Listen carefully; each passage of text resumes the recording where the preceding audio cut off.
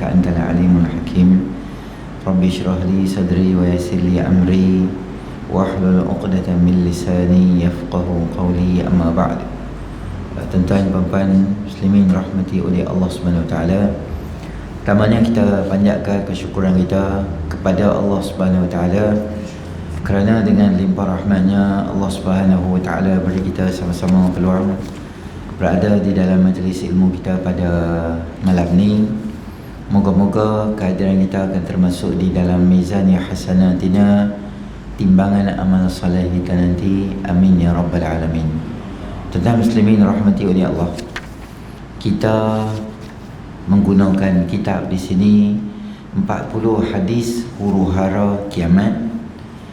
Dalam siri sebelum ni kita dah jumpa dah. Sebelum ni kita jumpa golongan-golongan yang susah di akhirat. Antaranya adalah golongan yang ria, golongan yang dermawan, yang berjuang fi sabilillah, yang mengajak Quran, yang mengajak ilmu, sombong, takabur, ria. Allah lempak dalam neraka dulu. Kemudian kita masuk pula bab berkaitan dengan orang yang adil, dia akan selamat ke akhirat esok ni. Kemudian kita dah jumpa 7 golongan yang Allah Subhanahu Wa Taala akan selamatkan mereka ni daripada huru-hara, terutama di mahsyar. Dan pada malam ni insya-Allah kita akan tengok ada satu lagi golongan yang dia akan selamat ke akhirat esok ni. Siapa dia nama golongan tu? Golongan tu nama dia adalah orang yang berkasih sayang pada hari kiamat. Muka surat bagi tuan-tuan yang ada kitab 75. Hadis yang ke-24, kata pengarang rahimahullah ta'ala, mereka dicemburui oleh para nabi dan syuhada. An Abi Malik al-Sya'ari radhiyallahu anhu qala kuntu 'inda an-nabiy sallallahu alaihi wasallam fanazalat hadhihi al-ayah يا أيها الذين آمنوا لا تسألوا عن أشياء إن تبد لكم تسؤكم قال فنحن نسأله إذ قال إن الله عبادا ليسوا بأنبياء ولا شهداء يغبطهم النبيون والشهداء بقربهم ومقعدهم من الله يوم القيامة قال وفي ناحية القوم الأعربي فقام فجثى على ركبتيه ورمى بيديه ثم قال حدثنا يا رسول الله صلى الله عليه وسلم عنهم من هم قال فرأيت وجه النبي صلى الله عليه وسلم ينتشر فقال النبي صلى الله عليه وسلم عباد من عباد الله من بلدان شتى وقبائل من شعوب أرحام القبائل لم يكن بينهم أرحام يتواصلون بها لله لا دنيا يتبادلون بها يتحابون بروح الله يجعل الله وجوههم نورا يجعل لهم منابر لؤلؤا قدام الرحمن عز وجل يفزع الناس ولا يفزعون wa yakhafuna an-nasu wa la yakhafun. Daripada Abu Malik al-Asy'ari radhiyallahu anhu katanya, suatu hari aku berada sebelah Rasulullah sallallahu alaihi wasallam, lalu turunlah ayat, wahai orang-orang beriman, jangan kamu bertanya sesuatu kepada nabi kamu yang jika diterangkan kepada kamu akan menyusahkan kamu. Abu Malik radhiyallahu anhu berkata, lalu kami bertanya pada Nabi sallallahu alaihi wasallam berkenaan kata-kata baginda. Sesungguhnya bagi Allah ada hamba yang bukan para nabi dan bukan syuhada. Namun para nabi dan syuhada menyemburui mereka disebabkan kedudukan dan hampirnya mereka kepada Allah. Kata Abu Malik, dan di sisi kaum Arab, lalu dia berlutut dan mengeluarkan tangannya kemudian berkata, beritahu kami tentang mereka wahai Rasulullah sallallahu alaihi wasallam, siapakah mereka? Lalu aku melihat wajah Nabi sallallahu alaihi wasallam tersenyum. Baginda pun bersabda, mereka adalah hamba-hamba Allah daripada negara dan bangsa, pelbagai negara dan bangsa. Mereka adalah satu kaum, suku kaum daripada mana-mana kaum, tidak mempunyai hubungan darah. Mereka bersilaturahim kerana Allah, bukan kerana dunia. Mereka melaksanakan sesuatu usaha dan berkasih sayang kerana Allah Subhanahu wa ta'ala. Allah akan menjadikan wajah mereka bercahaya dan mimbar daripada mutiara di hadapan Allah yang Maha Pengasih. Manusia pada hari itu dalam kebimbangan, namun mereka tidak berasa bimbang. Lalu manusia merasa takut, tetapi mereka pula tidak berada dalam ketakutan. Hadis riwayat Imam Tabrani. Huraian: betapa hebatnya gambaran sifat Allah yang berikan kepada golongan hamba Allah, sedangkan para nabi dan malaikat cemburu pada mereka. Di akhirat nanti ada satu lagi golongan yang special, yang mereka ni akan dapat satu tempat yang special, yang istimewa. Tapi dia pelik, dia bukan nabi dan dia juga bukan di kalangan syuhada, tapi dia ada satu tempat yang VIP esok di akhirat. Dalam hadis ni sebut nabi-nabi akan cemburu pada mereka. Di dalam mensyarahkan hadis ni, ulama bincang, bolehkah sifat cemburu ni? Bolehkah satu nabi dia cemburu dekat orang? Cemburu dalam hadis ini bukanlah hasad. Cemburu dalam hadis ini kita panggil sebagai perkataan ghibtah. Ghain ba ta ta marbutah. Ghibtah.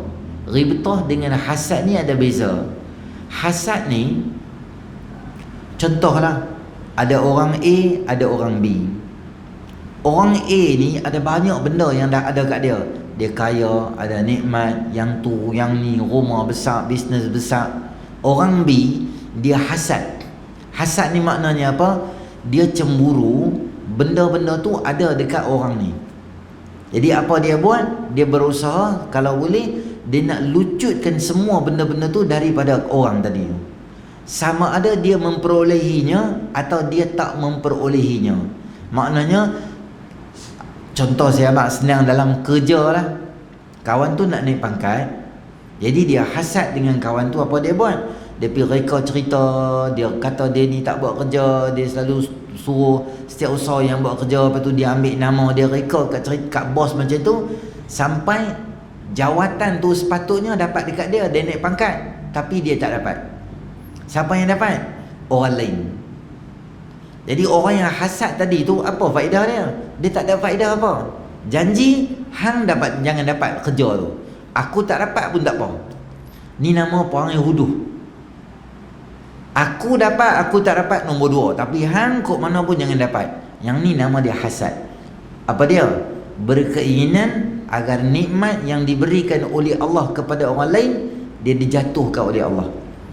Kata Allah Ta'ala, am yahsuduna an-nasa ala ma atahumullahu min fadlih. Awat hampa, kata Allah, hampa dengki, hasad ke dengan nikmat yang aku bagi kat orang? Yang hang tengok dia nak dapat kerja tinggi, jawatan semua hebat-hebat, siapa yang bagi? Aku yang bagi. Hang nak ke macam tu? Was'alullaha min fadlih.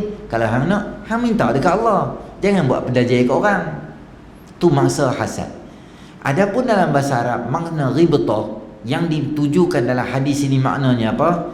Keinginan untuk jadi macam tu. Dia seronok, dia dengki, tapi dia kalau boleh aku nak macam tu lah, macam tu. Contoh ghibtah kita bila orang baca Quran, lepas subuh dia tak menimbang, dia baca Quran 3 setengah juzuk dia baca. Kita duduk tepi, duduk tengok telefon tu, kita tengok, aku ni ribetah lah dengan dia ni awak. Dia ni baca Quran banyak betul. Simpan handset kita, kita ambil Quran, kita pun baca. Kita dengki dengan dia, ribetah. Sebab dia boleh baca Quran banyak, apa kita buat? Kita pun buat juga Quran, baca juga Quran. Tu nama dia dengki bagus. Dia dengki, dia hasad, ribetah. Tapi dia, kalau boleh aku nak jadi macam dia ni. Dia ni setiap malam kuliah dia main. Tak boleh jadi, aku kena main kau. Dia ni tiap-tiap malam qiyamul lail. Kerap sembahyang duha dia ni. Sat, aku pun nak challenge hang. Dia ada satu perasaan nak challenge. Bagus ya tu.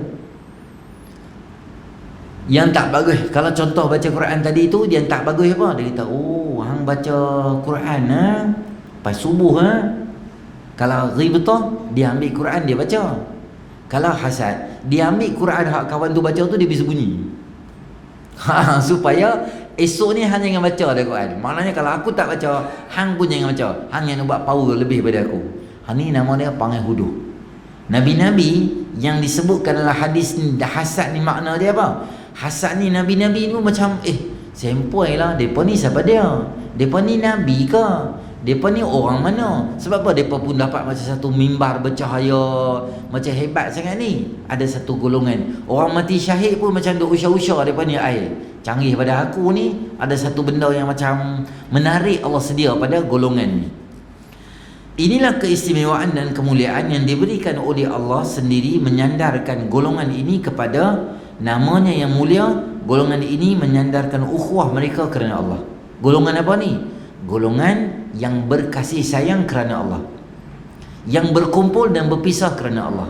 Dia tak kenal sama-sama, negeri berbeza, negara berbeza, main kumpul semata-mata kerana Allah, nak hubung silaturrahim, nak atas tujuan agama Allah Subhanahu Wa Taala. Dia main tu daripada tempat yang jauh tanpa sebarang ada niat dunia. Maka Allah beri pada mereka ini golongan yang menghubungkan silaturrahim, sangat besar hubungan dia di sisi Allah. Mafhum yang kita boleh faham daripada hadis ni maknanya apa? Kalau orang tu orang yang sentiasa putuskan silaturrahim, orang yang tak suka, orang yang benci, orang yang menimbulkan keresahan dan kekecohan di kalangan masyarakat, terutamanya keharmonian masyarakat tu dia kacau, maka hang takkan dapatlah tempat yang hebat macam ni.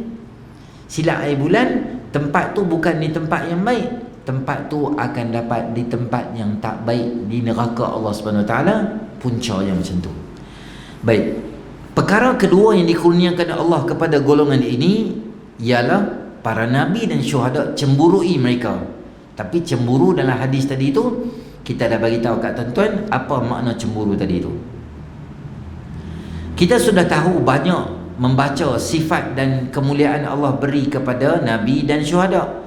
Namun golongan yang berkasih sayang kerana Allah, kemuliaan dan keistimewaan yang Allah beri pada mereka membuatkan dua golongan yang hebat ni pun rasa cemburu atas kenikmatan yang diberikan oleh Allah kepada golongan yang berkasih sayang, ukhuwah kerana Allah.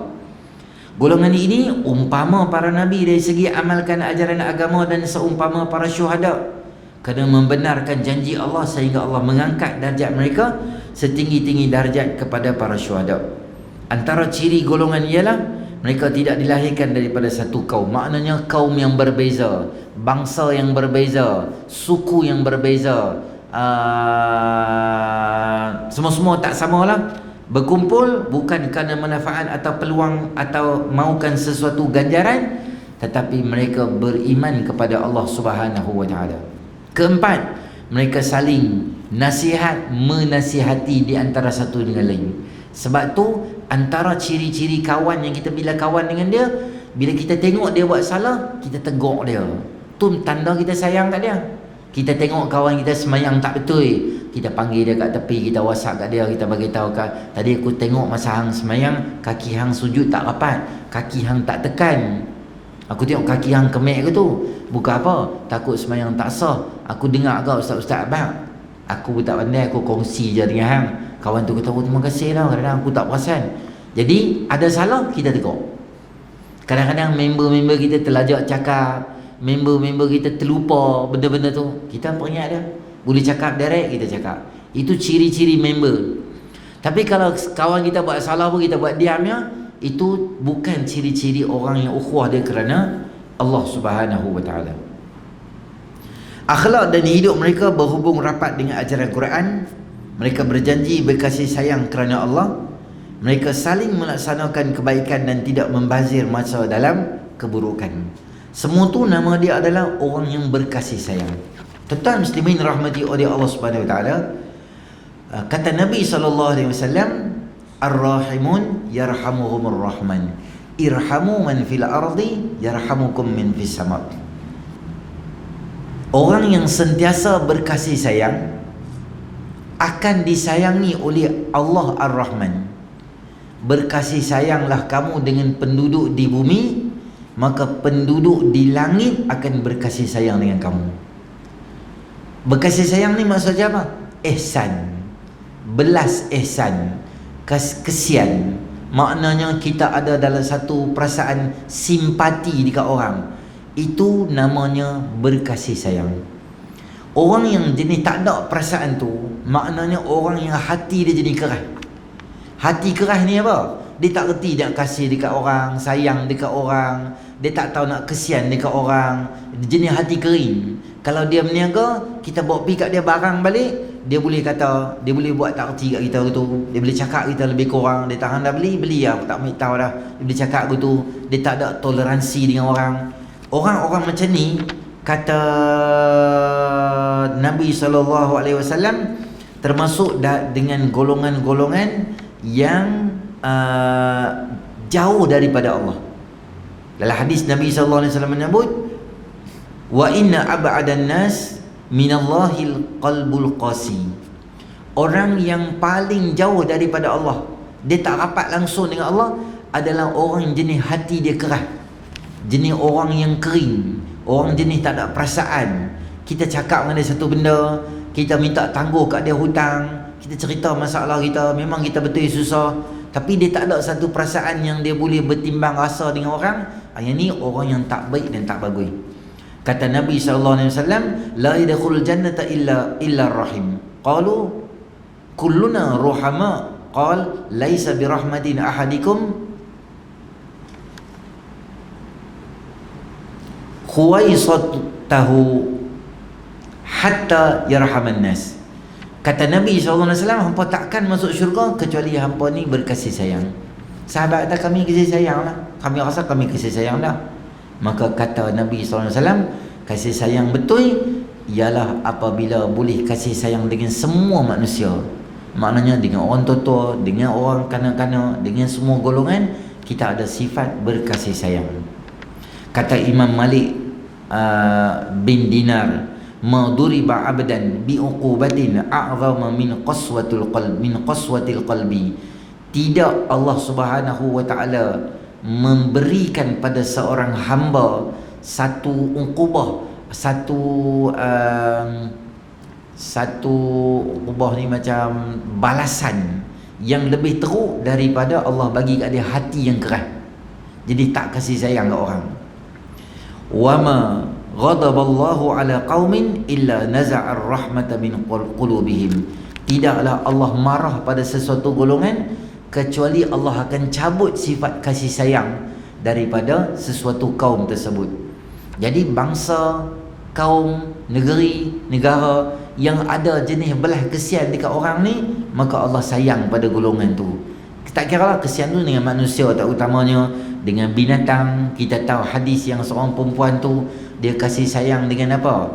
Anjing yang dahaga, Allah beri keampunan pada dia, Allah masukkan dia dengan syurga. Tengoklah jawatan kita, mungkin ada orang main dekat kita, malam pukul 11 kita nak tidur dah. Mungkin kita ada jawatan dalam kampung, nak minta cop, anak lupa esok nak pergi sekolah, nak minta yang tu, bantuan yang ni, bantuan zakat dan sebagainya. Esok dah hari lah dah, dia main kat kita. Kita pun nak marah kat pukul 11 dah, bawa nak main cop. Awak tak main cop awal, tapi bangkit cop beritahu lain kali main awal sikitnya. Main maaf lah hari ni anak bawa habaq, kalau tidak saya pun biasa main awal semua. Dia tak jadi macam orang yang marah pada dia tu. Terutama kita apabila berada di jalan raya lah. berada di jalan raya, sangat-sangat perlu ada sifat kasih sayang ni. Kadang-kadang beretur sini, kadang-kadang kawan tu masuk tak bagi signal, kadang-kadang kita nak marah orang, kadang-kadang melibatkan nyawa dan sebagainya. Semua tu adalah titik-titik seseorang tu berada di dalam kasih sayang. Dan ada satu hadis yang Nabi SAW sebut berkaitan dengan seorang perempuan. Perempuan ni dalam satu peperangan, dia termasuk dalam golongan orang yang ditawan. Anak kecil dia hilang. Dalam ramai-ramai tawanan tu, dihilang anak dia. Sahabat-sahabat dan Nabi SAW perhati perempuan ni dia cari anak dia. Muka dia resah dan gelisah. Dahlah kami kalah perang, sekarang ni kami jadi tawanan.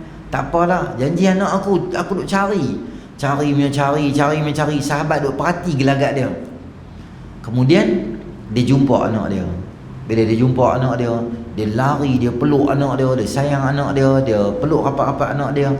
Maka Nabi SAW bila tengok tu, Nabi tanya agak-agak ampalah, ada tak mak tadi tu, mak tadi kalau kita suruh dia lempak dalam api, dia nak dah lempak anak dia? Sahabat kata, Rasulullah, mustahil dia nak lempak anak dia dalam api. Hilang sat pun dia cari. Cara peluk tu sayang sungguh dekat anak dia tu. Maka kata Nabi SAW, Allahu arhamu bi'ibadihi min hadhihi biwaladiha. Allah Subhanahu wa ta'ala lebih sayang pada hambanya lebih daripada perempuan ni sayang pada anak dia. Allah ni lebih sayang kat kita. Sebab tu Allah bukan buat kita nak lempak kita dalam neraka, bukan. Neraka tu nak kejut je. Allah sayang kita. Allah hantar bukan satu Nabi, 124,000 para Nabi. Allah tak mau manusia masuk dalam neraka. Bahkan kita umat akhir zaman ni, Allah punya kesian dekat kita. Macam-macam benda Allah tolong kita. Hang buat 1 dapat 10. Hang niat pun boleh pahala dah. Hang buat jahat 1 dapat 1. Sat-sat ampun dosa. Mai masjid ampun dosa, ambil wudu ampun dosa, pi umrah ampun dosa, pi ziarah orang sakit, Allah suruh 70,000 malaikat doa ampun dosa. Kira lepas tu mai pula Lailatul Qadar. Lepas tu buat pula ni apa, puasa Muharram, puasa ni apa, Ashura.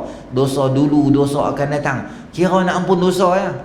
Sebab Allah ni kesian dekat kita.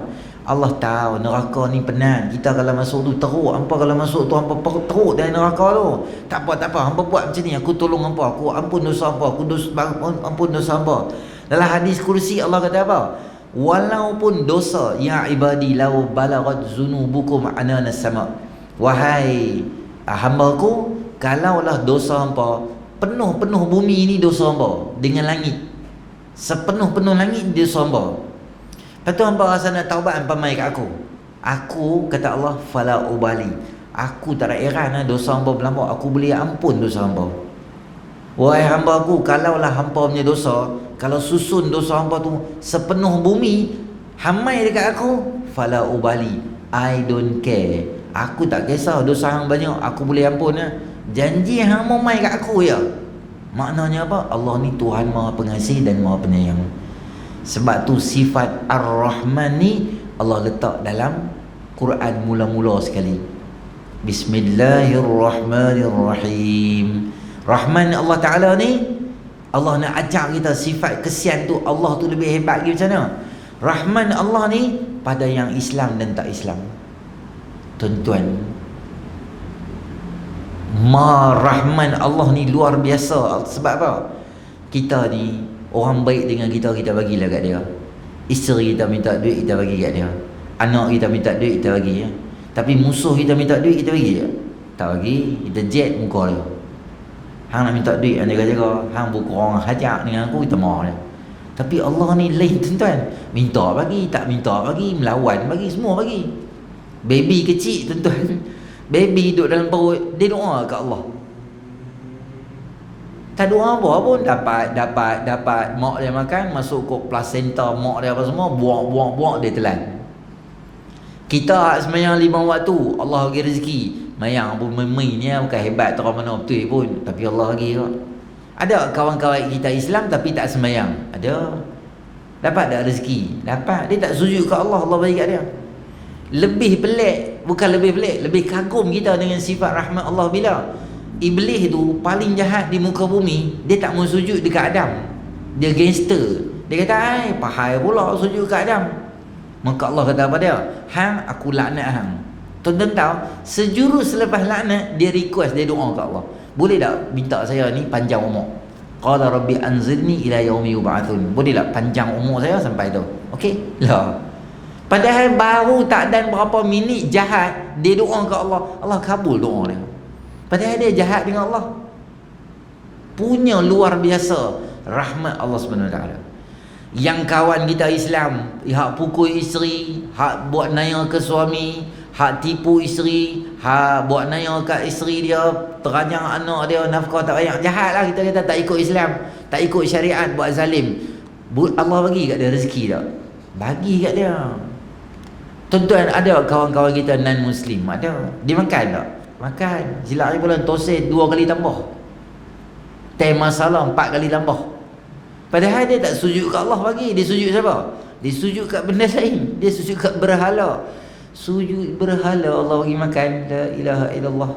Hak paling jahat lagi siapa? Tu Israel tu. Jahat tak jahat? Jahat. Perdana Menteri US jahat.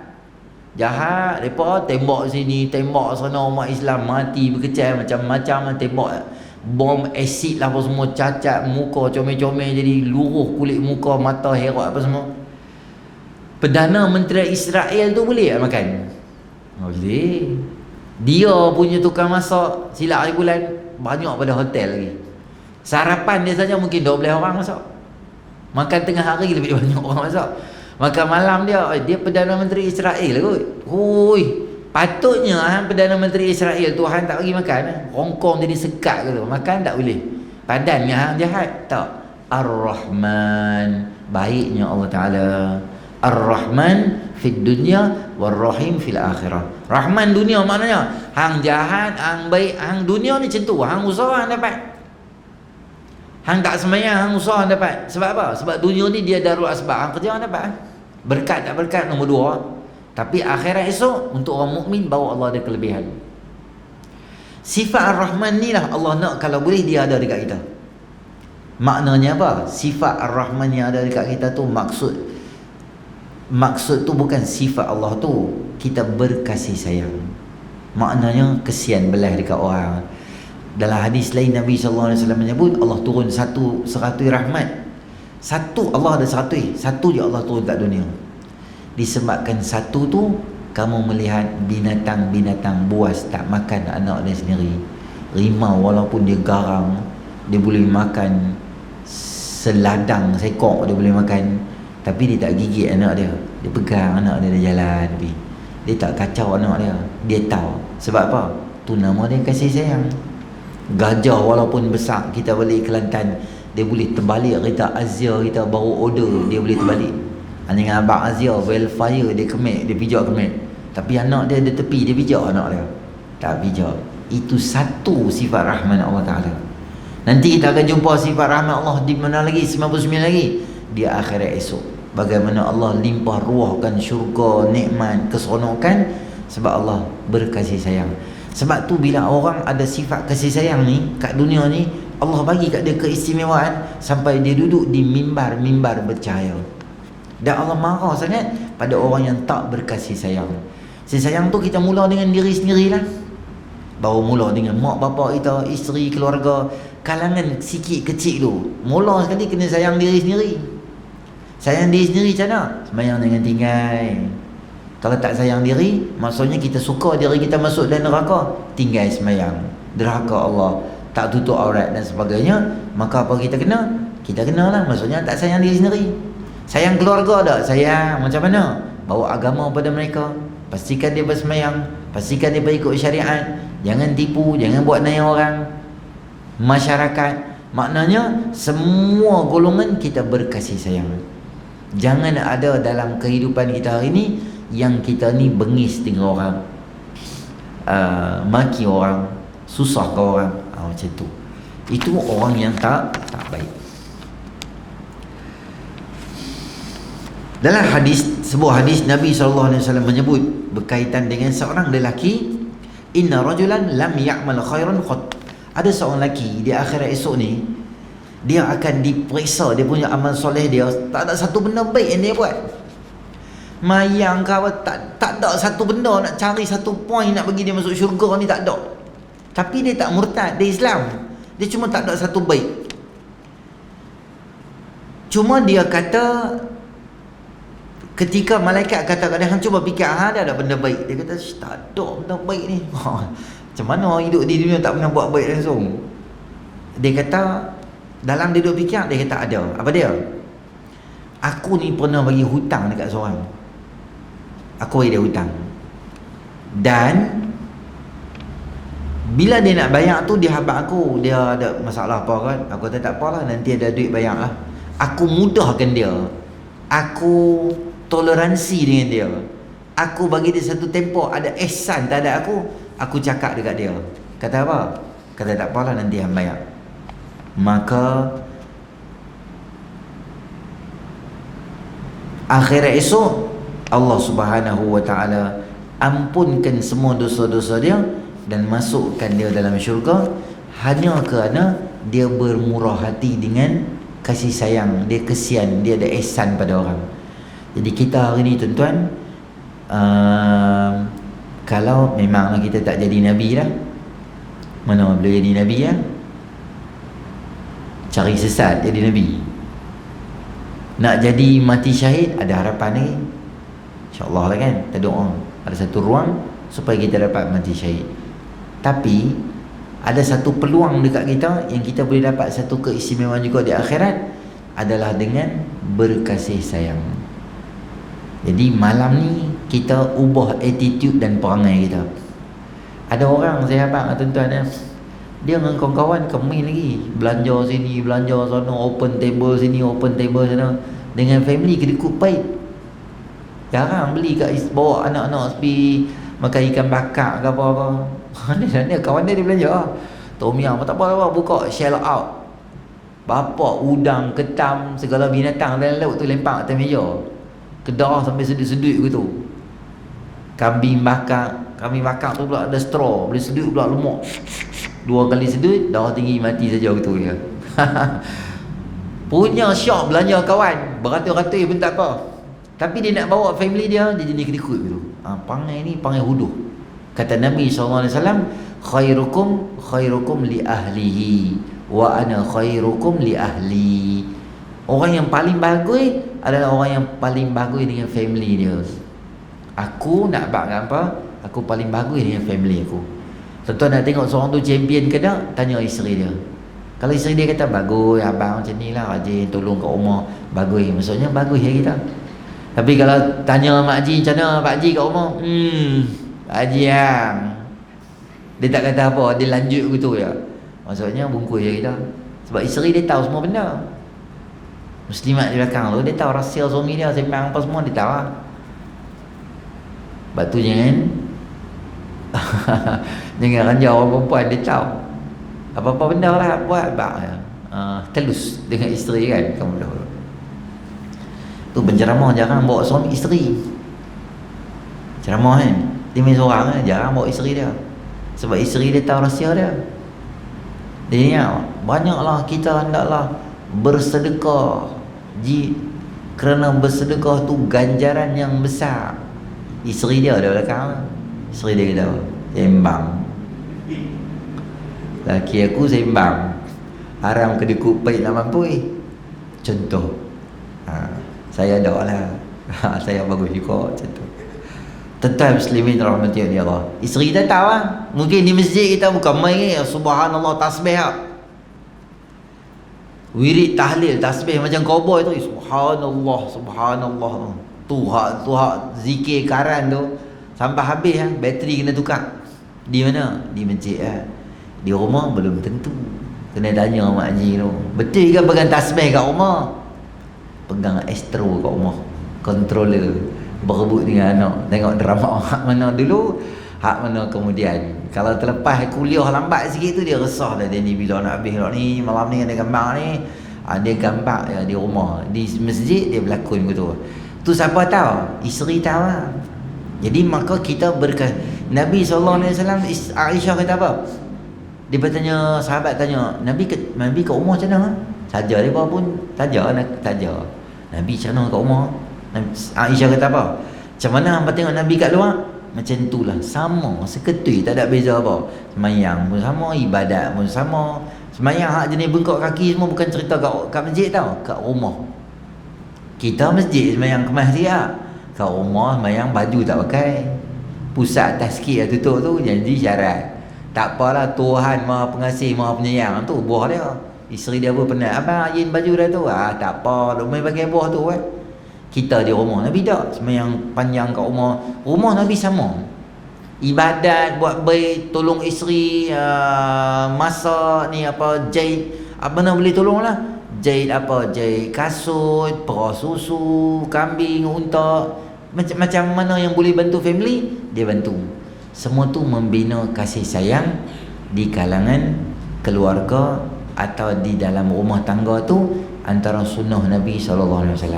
Jadi sebelum kita lajak cerita pasal kasih sayang dengan luar, kita jaga family dulu. Pepatah, tapi pepatah Cina, bukan Cina sini, China. Tak ingat lah dia punya song apa, tak ingat lah.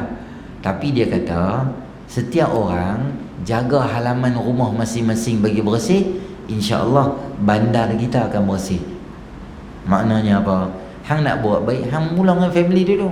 Family hang jaga bagi elok, kasih sayang dalam keluarga kita. Sebab daripada keluarga kita, keluarga lain akan rawit, jadi masyarakat jadi berkasih sayang disebabkan tu. Dan benda ni sebab apa Nabi habaq dekat kita tuan-tuan?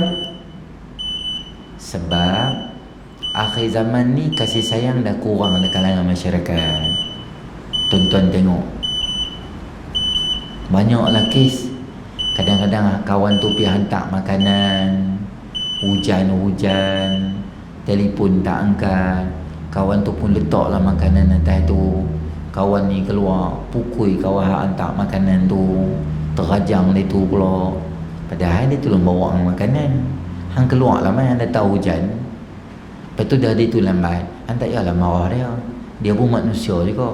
Hujan kan, bukan dia duduk saja tepi payung tepi tu, biar padan muka hang mampu lapak gitu aku main lambat. Dah dia tu jahat lah.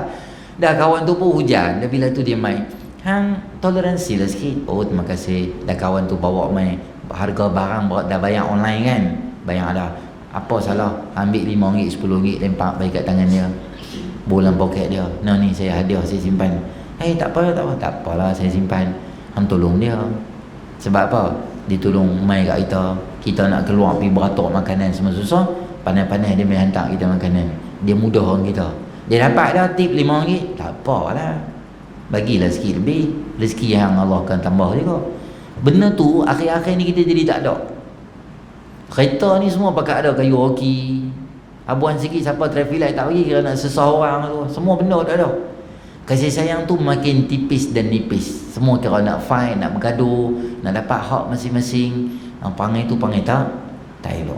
Jadi insya-Allah kita bina kasih sayang. Satu doa yang tentu kena amalkan adalah yang Allah Ta'ala sebut dalam surah Mu'minun, wa qur rabbighfir warham wa anta khairur rahimin.